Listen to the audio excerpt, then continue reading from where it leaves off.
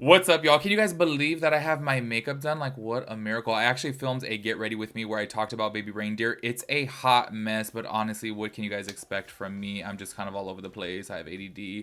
I talk too fast. I ramble too much. You guys already know what you get when it comes down to me. So if you guys are interested in that, that'll be linked somewhere down below. Today, we are going to be talking about Charlotte Tilbury coming out with a new line of fragrances, and I don't know how I feel about this, to be quite honest with you guys. I'm so curious to know what you guys think about this because I feel that there's going to be a shift of brands coming out with different products because I really do feel like we are starting to reach that point in the makeup world that everything is already created, everything is already done. Like, what else is there to come out with? Honestly, and I literally sit here and think about that too. Like, what's going to be the next revolutionary product that has to be an everyday essential in our makeup bags? Because I really do feel like everyone's just coming out with repeated things. Do you know what I mean? I feel like, especially when it comes down to like eyeshadows, highlighters, lip stuff, it's like everything is just the same. I feel like obviously as we progress, I feel like maybe the technology will change and like different complexion products will come out. But even as of right now, I feel like complexion stuff is still stagnant too. So I feel like brands are going to start doing this too, coming out with fragrances or just different types of products. I do have to say though, from the jump, I feel like it is a little bit weird that she is coming out with a line of fragrance, but then also still being Charlotte Tilbury.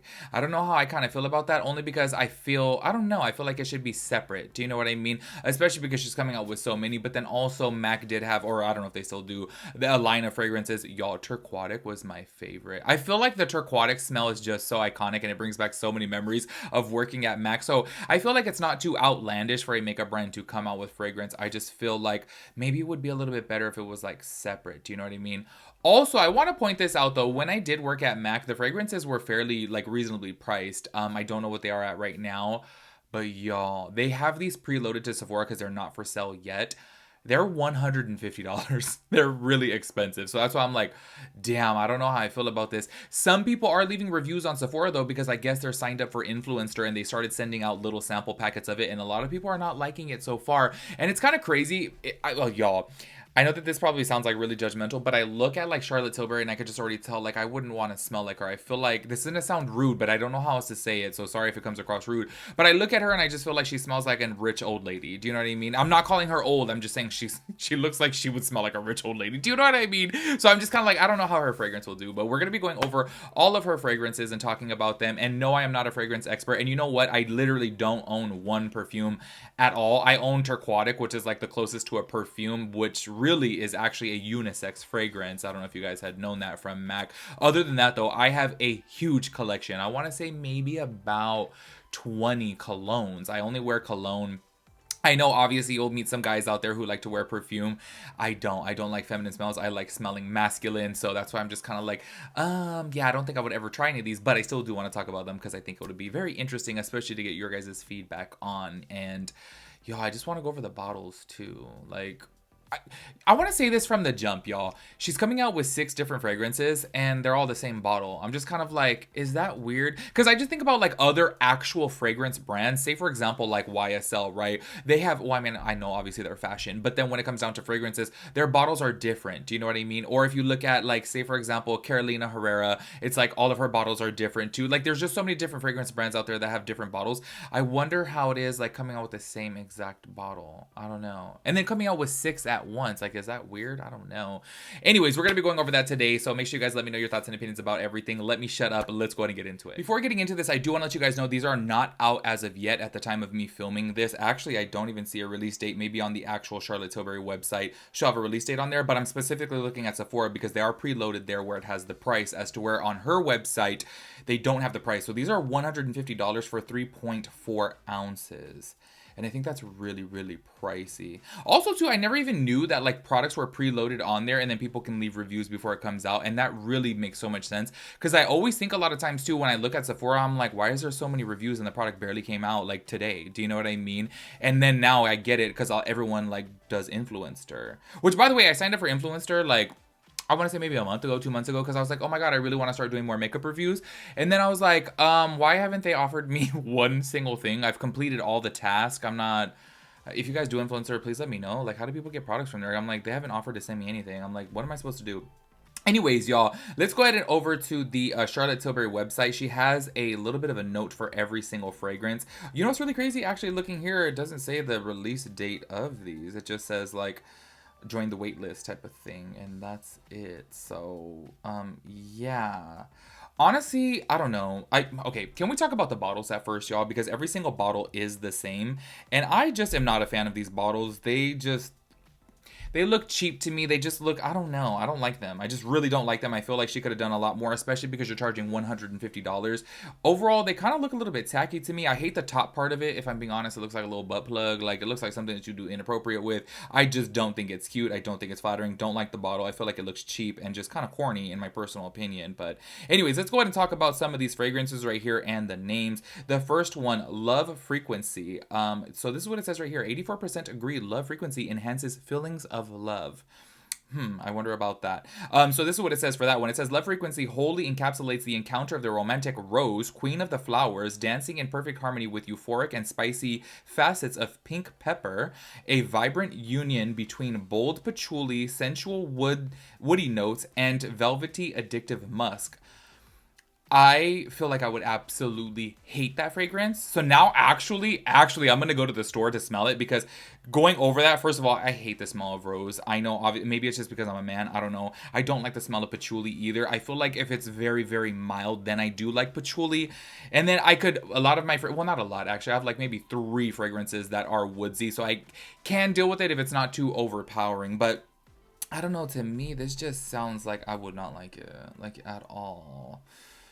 I don't know. You guys let me know how you guys feel about those combinations together. But obviously, when I think about it, and you know what's really crazy too, is a lot of people purchase fragrances online. I'm baffled by that. I need to smell a fragrance. I need to spray it on my skin and keep it on my skin for at least 30 minutes, because I feel like it does shift after 30 minutes specifically. I don't know if like it warming up to your body, or like, I don't know, your pheromones, or like whatever you call it, the oil, your natural oils, whatever it may be. I feel like you have to keep a fragrance on for 30 minutes. So normally when I'm shopping for a new fragrance, what I'll do is I'll spray it on, and then I'll just go walk around and then see how I feel after 30 minutes, because you may smell something straight out of the bottle and then spray it on yourself, and then it just doesn't smell the same. So I don't understand how people even shop for fragrances online, but based upon these notes right here, that sounds like an absolute no-go for me. I mean, look, let me just keep it real with you guys. Obviously, everything's going to be a no-go for me because I don't wear perfumes. I don't like anything very feminine smelling. So, but I mean, obviously, like for example, y'all, I'm going to keep it real with you guys. I did actually think about one time purchasing one of the Chanel Chances. I forget which one it is. It's just, oh, it smells so good. I want to say maybe the green. Is it green?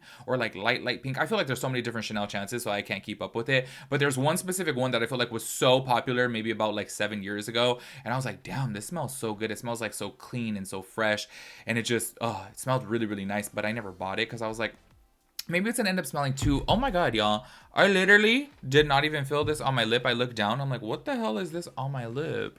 Oh my god, I probably had that this whole entire video. Anyways, that was the only like perfume that I was like so close to buying. Let's go ahead and move on to the next one right here. We have the fragrance called More Sex.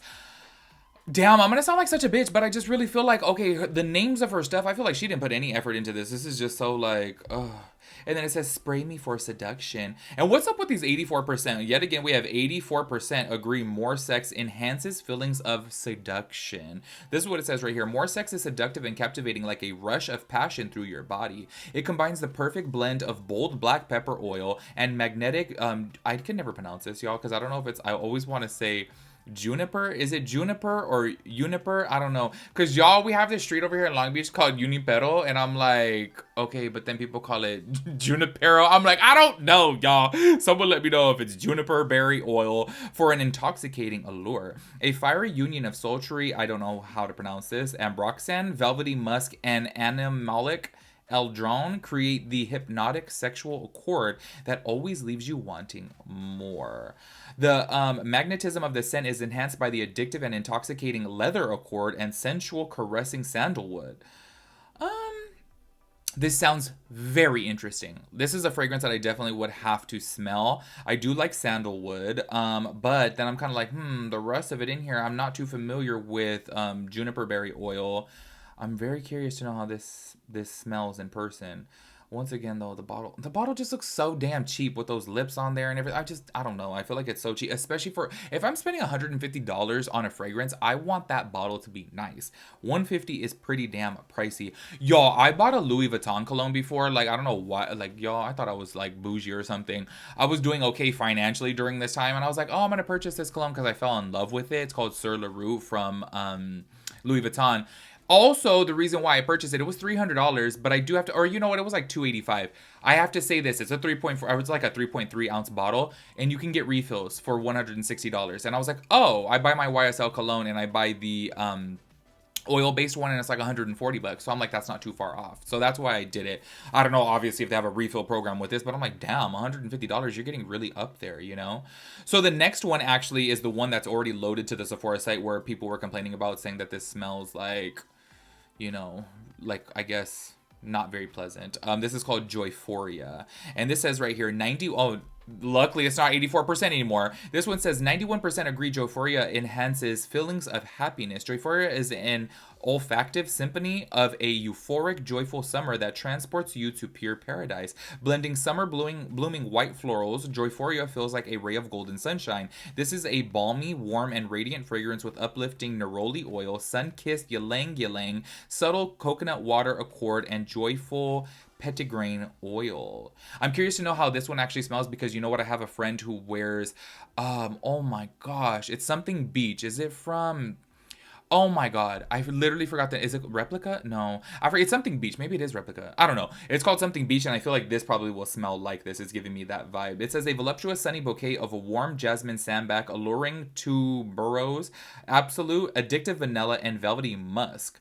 That one sounds interesting. I wonder how that one will smell. But people were complaining about it on Sephora, saying that no one under 40 would like this. So I'm really curious about that.